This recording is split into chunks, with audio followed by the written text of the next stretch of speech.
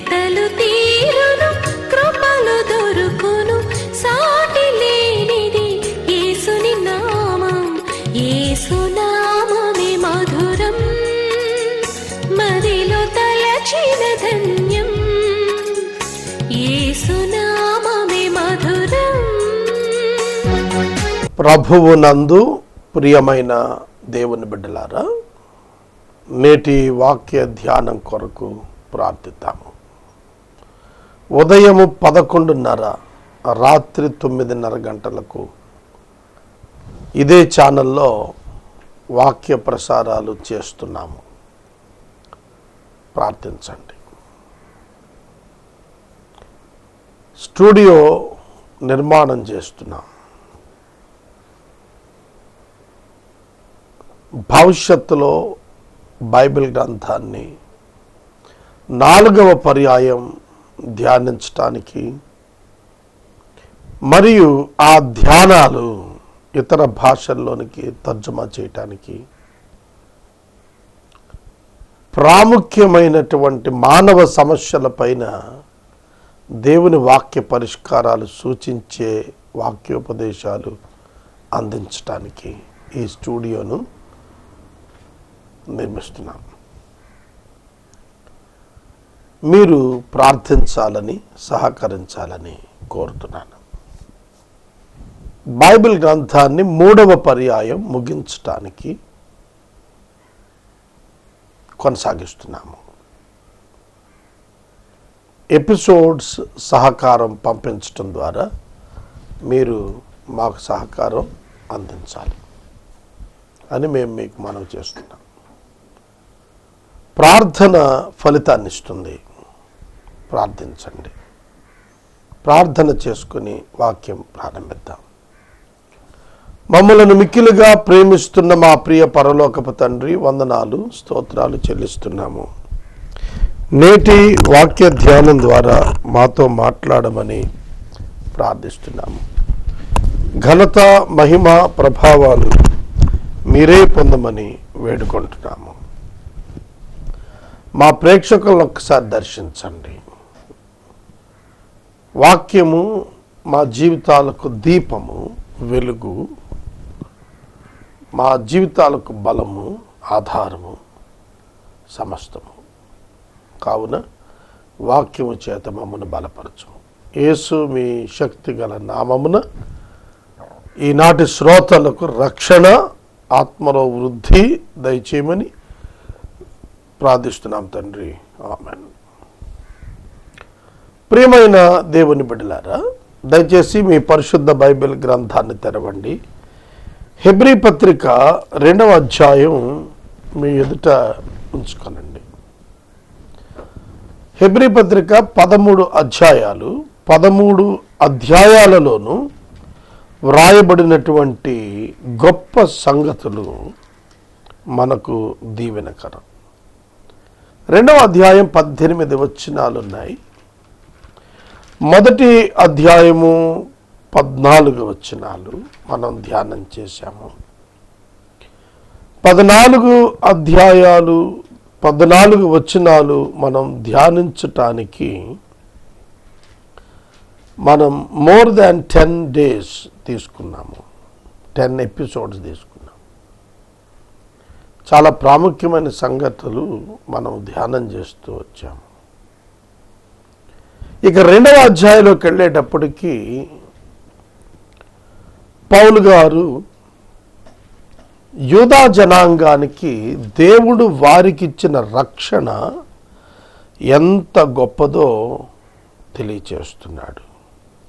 ఆ రక్షణ ఎలాగున వారికి దొరికిందో, యేసుక్రీస్తు ప్రభు ఆ రక్షణను వారి కొరకు ఏ విధంగా సిద్ధం చేశాడో 2వ అధ్యాయం చెబుతోంది.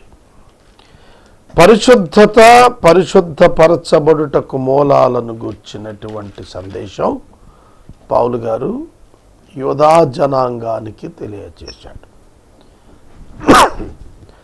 2వ అధ్యాయం 1వ వచనము ఒకటి చదువుతాను, ఒకసారి వినండి. Therefore we must pay much closer attention to what we have heard, lest we drift away from it. Lest we drift away from it. తెలుగులో, కావున మనము వినిన సంగతులను విడిచిపెట్టి కొట్టుకుని పోకుండునట్లు వాటి యందు మరి విశేష జాగ్రత్త కలిగి ఉండవలెను.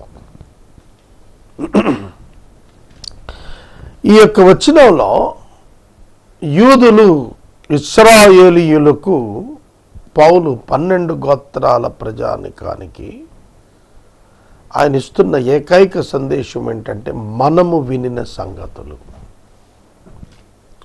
మనము వినిన సంగతులు, మనము చూచిన సంగతులు, మనము గ్రహించిన సంగతులు, మనము అనుభవించిన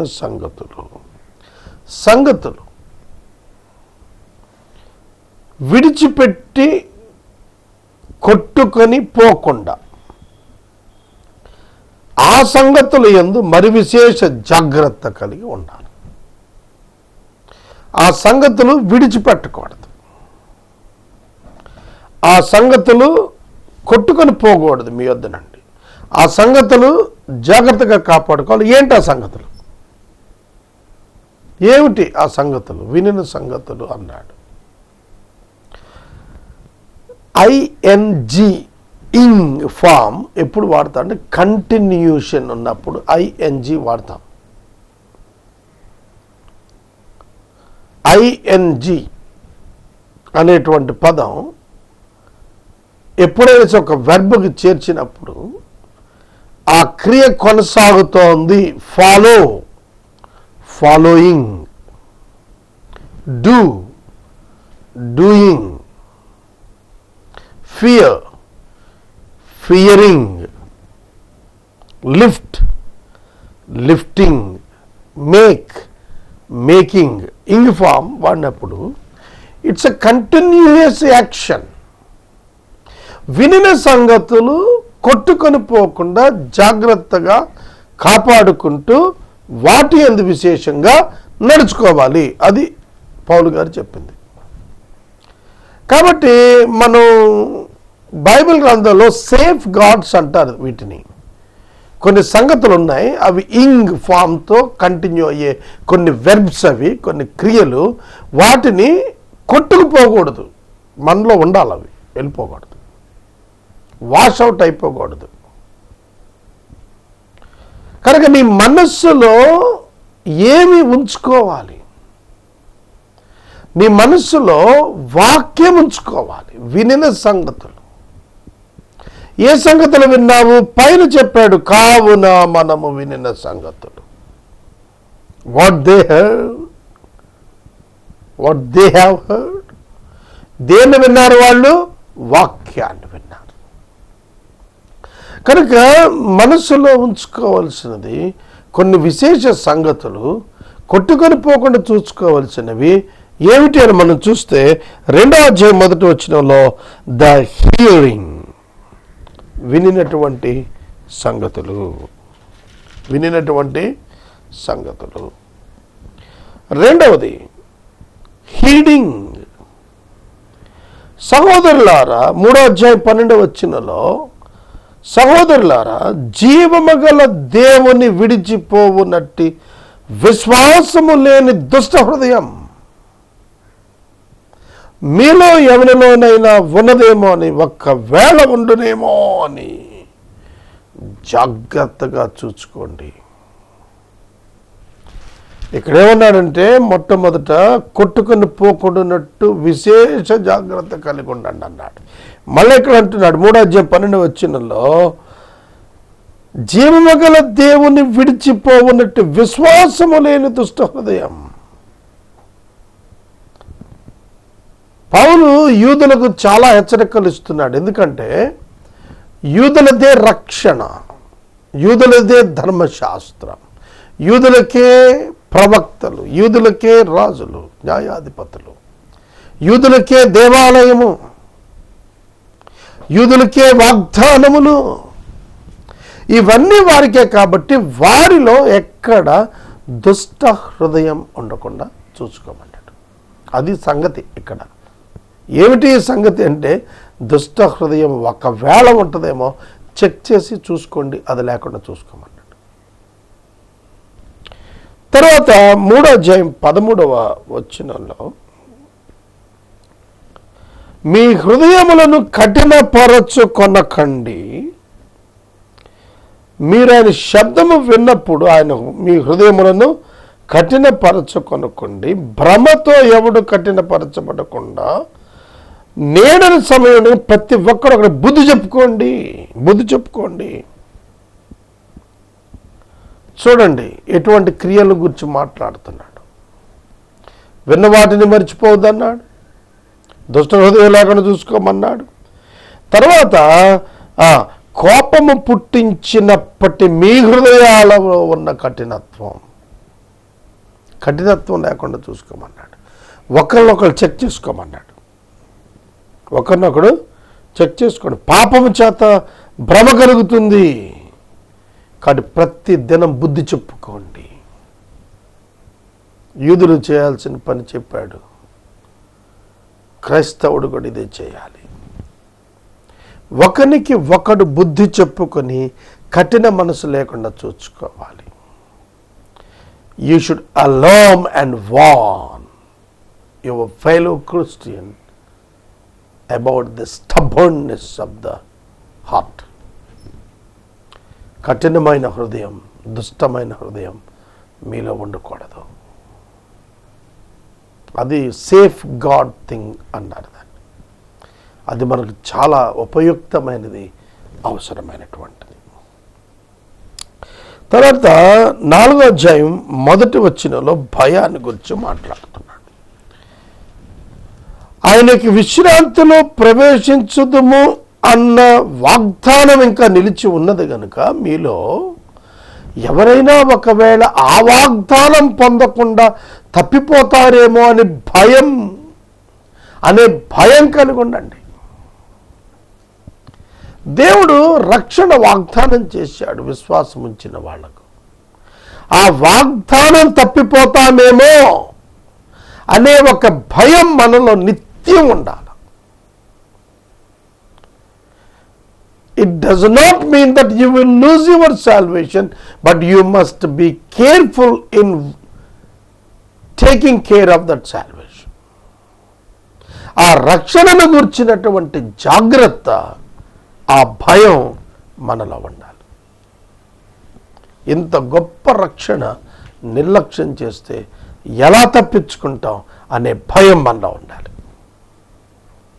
ఆనాటి యూదులకు, నేటి క్రైస్తవులకు పౌలు చెబుతున్నది ఫియరింగ్. వాగ్దానాల నుంచి తప్పిపోతామేమో. బైబిల్లో 7,000 ప్రామిసెస్ ఉన్నాయి. 7,000 ప్రామిసెస్. కమాండ్మెంట్స్ కూడా అన్ని లేవు. 6,000 చిల్లర ఆజ్ఞలు ఉన్నాయి. కానీ వాగ్దానాలు 7,000 పైగా ఉన్నాయి. ఈ ప్రతి వాగ్దానం మీ మనస్సులో మీరు గుర్తుంచుకునేటట్లు అభ్యాసం చేసుకోవాలి. వాగ్దానము పాజిటివ్ మైండ్ని ఇస్తుంది. వాగ్దానం ధైర్యాన్ని ఇస్తుంది. వాగ్దానం బలపరుస్తుంది. వాగ్దానం నిరీక్షణనిస్తుంది. వాగ్దానం ఆనందాన్ని ఇస్తుంది. వాగ్దానం భయాన్ని పారదోలుతుంది. వాగ్దానం ఒంటరితనమును పారదోలుతుంది. The God's promises are for us in Christ. కాబట్టి 4వ అధ్యాయం 1వ వచనంలో ఈ వాగ్దానములో నిలిచిపోకుండా తప్పిపోతామేమో అని భయం కలిగి ఉందాము. ఇంగ్ ఫామ్తో ఉన్న వెబ్స్ ఇవన్నీ. భయం కలిగి ఉందాము. భయం కలిగి ఉండాలి. దేవా, నీవిచ్చిన ఈ గొప్ప భాగ్యాన్ని నా విశ్వాసంతో, నిన్ను తిరస్కరించడంతో నేను పోగొట్టుకుంటానా అనే ఒక భయం మనలో రావాలి. 4వ అధ్యాయం 11వ వచనంలో లేబరింగ్ గురించి మాట్లాడుతాడు.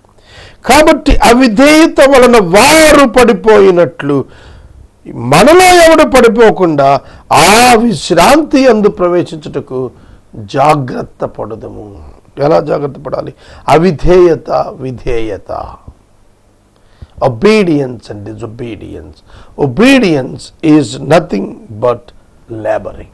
శ్రమ పట్టం, కష్టపడటం, పని చేయటం, క్రియ చేయటం. కాబట్టి విధేయత చూపించడానికి మనం ఏమై ఉండాలన్నాడు 11వ వచనంలో, జాగ్రత్త పడిపోదాము. ఒకవేళ విశ్రాంతిలో ప్రవేశించకుండా పడిపోతామేమో అనే జాగ్రత్త కావాలి. తాను నిలుచున్నాను అనుకున్నవాడు పడిపోకుండా చూసుకోవాలన్నాడు పౌలు గారు. నీవు క్రీస్తుని వెంబడించుట, క్రీస్తును అంగీకరించి ప్రారంభించావు. నీవు క్రీస్తును వెంబడిస్తూ పడిపోకూడదు. నీవు పడిపోకుండా జాగ్రత్తగా చూసుకోవాలి. నువ్వు నడిచేటువంటి నేలను ఎలా పరిశీలిస్తావు? నీ అడుగులు జారకుండా ఎట్లా స్థిరంగా వేస్తావు? స్పిరిచువల్ వాక్లో కూడా అంతే. భౌతికమైన నడక ఎంత జాగ్రత్తగా చూచి ఆలోచించి అడుగులేస్తూ వెళ్తామో అంతకంటే అత్యధికంగా ఆధ్యాత్మికమైన నడక, ప్రవర్తన, బిహేవియర్లో మనం జాగ్రత్తగా ఉండాలి. పడిపోకుండా జాగ్రత్తగా ఉండాలి. 4వ అధ్యాయం 16వ వచనములు అంటాడు, మనము కనికరింపబడి సమయోచితమైన సహాయం కొరకు కృప పొందినట్లు ధైర్యముతో సింహాసనము యొద్దకు చేరుదము. మనకు ధైర్యాన్ని గురించి మాట్లాడుతున్నాడు.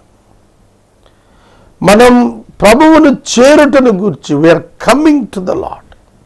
మనం ప్రభువును చేరుటను గురించి, కృపతో ఆయన యొద్దకు వచ్చుటను గురించి మాట్లాడుతున్నాడు. మనం కనికరించబడి సమయోచితమైన సహాయం కొరకు కృప పొందాలి. దేవుడు మనల్ని కనికరించాలి. దేవుడు మనకు సమయోచిత కృపా సహాయం ఇవ్వాలి. ఆ సమయోచిత కృపా సహాయము చేత మనము ధైర్యంగా కృపాసనం దగ్గరికి వెళ్ళిపోతాము. దాని కొరకు మనం కృపాసింహాసనం చేరుదాము. Every day you need to reach the Lord who is on the throne of grace. కృపాసింహాసనం దగ్గరికి మనం రావాలి. కృపాసింహాసనంపై ఆసీనుడు యేసుక్రీస్తు ప్రభు. క్రీస్తు నొద్దకు అనుదినము వచ్చి కనికరము కొరకు, సహాయము కొరకు కనిపెట్టుకోవాలి.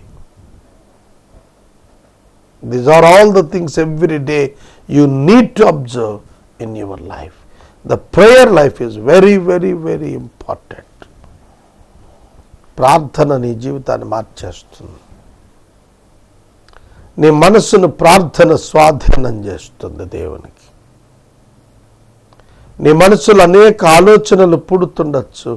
దేవుని ఆలోచన స్థిరమని నిన్ను బలపరచగలిగే ఆ ప్రభువు సన్నిధిని నీవు ప్రార్థన ద్వారా వెతుక్కోవాలి. తరువాత మనకి 10వ అధ్యాయం 22వ వచనంలో పౌలు గారు చక్కటి మాట తెలియజేస్తున్నాడు. మనస్సాక్షి కల్మషము తోచకుండునట్లు, మనస్సాక్షికి కల్మషము తోచకుండునట్లు ప్రోక్షింపబడిన హృదయములు గలవారము, నిర్మలమైన ఉదకముతో స్నానము చేసిన శరీరములు గలవారము, విశ్వాస విషయములు సంపూర్ణ నిశ్చయత కలిగి యథార్థ హృదయముతో దేవుని సన్నిధికి చేరుదాము. అది ఎవ్రీడే, ప్రతిరోజు మనం దేవుని సన్నిధికి చేరాలి. ఏ విధంగా? మనస్సాక్షికి కల్మషం లేకుండా చూచుకుంటూ, హృదయమును ప్రోక్షించబడినట్లుగా చూచుకుంటూ, ఉదక స్నానము నిర్మలమైన ఉదకముతో స్నానము చేసిన వారముగా ఆత్మలో ఉండేటట్లు చూచుకుంటూ, విశ్వాస విషయంలో సంపూర్ణమైన నిశ్చయత కలిగిన వారంగా చూచుకుంటూ, యథార్థమైన హృదయం కలిగిన వారంగా చూచుకుంటూ దేవుని సన్నిధికి చేరిపోదాం. You need to check your mind, heart every time. మీ అంతరంగము, మీ మనస్సు, మీ హృదయము నిత్యం చెక్ చేసుకోవాలి. మనసాక్షి చెక్ చేసుకోవాలి. విశ్వాసము నిశ్చయత చెక్ చేసుకోవాలి. యథార్థత చెక్ చేసుకోవాలి. మరియు మీ హృదయాలను పరీక్షించుకొని ఆయన సన్నిధికి చేరాలి.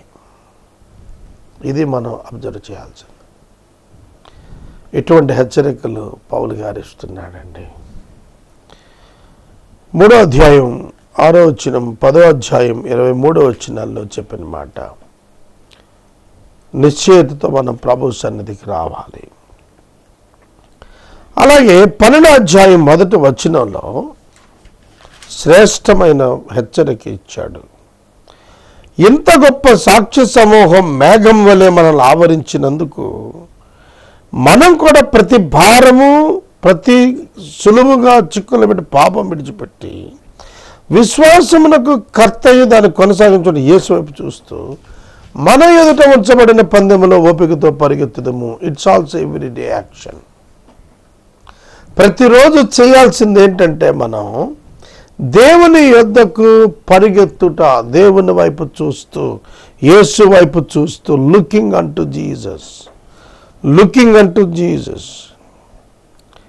ఎందుకంటే మీలో దేవుని కృపలో ఎవడైనా తప్పిపోతాడేమో అని, ఏదైనా చేదైన వేరు మొలిచి కలవరపరుస్తుందేమో, అపవిత్రులైపోతారేమో అని నేను భయపడుతున్నాను అన్నాడు. భ్రష్టుడైనటువంటి ఏషావు వంటి వ్యభిచారపు మనస్సు కలిగిన వారు ఎవరైనా ఉంటారేమో అని భయపడుతున్నాను అన్నాడు పౌలు గారు.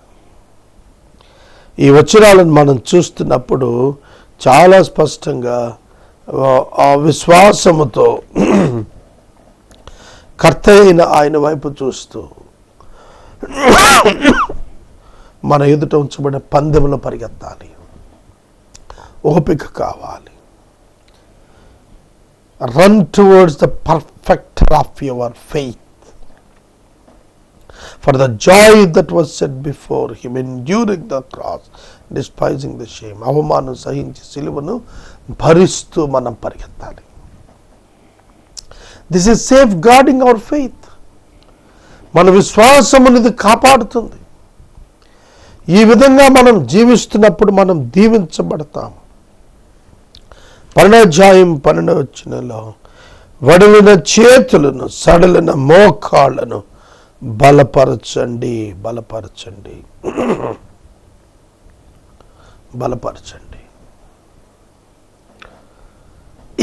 It is also everyday action. ఇది కూడా ప్రతిరోజు చేయాల్సిందే. Where you are weak, find out. నువ్వెక్కడ బలహీనుడు అవుతున్నావు, ఎక్కడ నీ చేతులు కాళ్ళు నీ వశం తప్పి పాపం కొరకు పరిగెడుతున్నాయో ఆ బలహీనమైన వాటిని పట్టుకొని బలపరచు. It's all with your mind. నీ మనస్సు మారి రూపాంతరమొకటి వల్ల ఇవన్నీ అనుదినం నీ జీవితంలో అభ్యాసానికి వస్తాయి. నీ ఉద్దేశాలు పరీక్షించుకోవాలి, నీ భావాలు, నీ ఫీలింగ్స్ పరీక్షించుకోవాలి, నీ థాట్స్ పరీక్షించుకోవాలి, నీ ఆలోచనలు నీవు పరీక్షించుకోవాలి, నిన్ను నీవు పరీక్షించుకోవాలి, అనుదినము పరీక్షించుకోవాలి, అనుదినము చెక్ చేసుకోవాలి, అనుదినము జాగ్రత్త పడాలి, అనుదినము మేలులో నడవాలి, అనుదినము భయంతో బ్రతకాలి. అదే వాక్యములు మనకు జ్ఞాపకం చేస్తున్నాడు. 12వ అధ్యాయం 13వ వచనంలో మీ పాదములకు మార్గములను సరళం చేసుకోండి, కుంటికాలు బెణకక బాగుపడు నిమిత్తం. ఎక్కడైతే మీ నడకలో తేడా వచ్చిందో, కుంటితనం వచ్చిందో, అది బాగుపడే నిమిత్తము మీ మార్గాలు సరళం చేసుకోండి. How you are walking, you must check your way while you are walking. ఆత్మీయ జీవితంలో నడుస్తున్నప్పుడు ఈ విధంగా నడవటం ద్వారా నేను బాగా నడుస్తున్నానా లేదా అనేది నిన్ను నీవు జాగ్రత్తగా చెక్ చేసుకో, సరళం చేసుకో. ఆ మార్గాన్ని నీ మార్గంలో పడిపోవున్నట్లు కలుగు ఆపద శోధనలు లేకుండానట్లుగా నీవు వాటిని నిర్మూలించుకుంటూ ముందుకు కొనసాగాలి. ఇది కూడా ప్రతిరోజు చేయాల్సినటువంటి పని. 12వ అధ్యాయం 14వ వచనంలో అందరితో సమాధానము పరిశుద్ధత కలిగి ఉండటానికి ప్రయత్నించండి. Follow the Lord. సమాధానం, peace with God and peace with men every day. It is the safeguarding self. నిన్ను నువ్వు సరిగా కాపాడుకోవటం, నిన్ను నువ్వు జాగ్రత్త పరుచుకోవటం, నిన్ను నువ్వు బలపరుచుకోవటం, నిన్ను నువ్వు శక్తిమంతుని చేసుకోవటం, నిన్ను నువ్వు సెట్ రైట్ చేసుకోవటం, నీ పట్ల భయం కలిగి ఉండటం, నీ గమ్యం పట్ల దీక్ష కలిగి ఉండటం, ఇవన్నీ కూడా పౌలు గారు చెబుతున్నాడు. మనము వినిన సంగతులు కొట్టుకొని పోకుండానట్లు మరి విశేషమైన జాగ్రత్త కలిగి ఉందాము. Every day you need to check your life. Every day you need to check your ways. Every day you need to check your thoughts. Every day you need to check your destiny, your development. ఖచ్చితంగా చేయాలి. 13వ అధ్యాయం 13వ వచనం శ్రేష్టమైన మాట చెబుతున్నాడు. నిందను భరిస్తూ మనము ఆయన యుద్ధకి వెళ్ళిపోదాం. మనం ఆయన నిందను భరిద్దాం. క్రైస్తవులమయ్యా, నిందించబడతాం, దూషించబడతాం, హింసించబడతాం, తోలనాడబడతాం. ఆయన దగ్గరికి వెళదాం. Bear the blames for God every day. ప్రతిరోజు నిందను భరిద్దాం. డిస్కరేజ్ కావద్దు. నింద వచ్చింది, భయపడద్దు, గో హెడ్. వైఫల్యం వచ్చింది, భయపడద్దు, గో హెడ్. మరియు 13వ అధ్యాయం 17వ వచనంలో అంటాడు, మీరు మీ నాయకులకు లోబడి ఉండండి, దుఃఖపడకుండా లోబడండి, ఆనందంతో లోబడండి, పని చేస్తూ మీరు లోబడండి. Obey. Every day you must obey yourself to the authorities provided by God. దేవుడు ఏ అధికారులను అయితే మీకు ఆత్మీయంగా ఇచ్చాడో వాళ్ళకు లోబడండి. ఈ అనేకమైన సేఫ్ గాడ్ థింగ్స్ ఇవన్నీ చేస్తూ మన ఆత్మీయ పరుగులు మనం ముందుకు సాగాలి. ప్రార్థిద్దాం. మమ్మల్ని మిక్కిలుగా ప్రేమిస్తున్న తండ్రి, every day our actions, our thoughts, our mind, our feelings, our hopes, hour destiny, we all should check everything every day. మా అనుదినము సమస్తాన్ని సరిచేసుకునే భాగ్యం ఇవ్వండి. యేసు నామమున అడుగుచున్నాం తండ్రి, ఆమేన్. తండ్రి అయిన దేవుని ప్రేమ, కుమారుడైన యేసయ్య కృప, పరిశుద్ధాత్మ దేవుని యొక్క అన్యోన్య సహవాసం సదాకాలం మనకు తోడైండును గాక. ఆమేన్.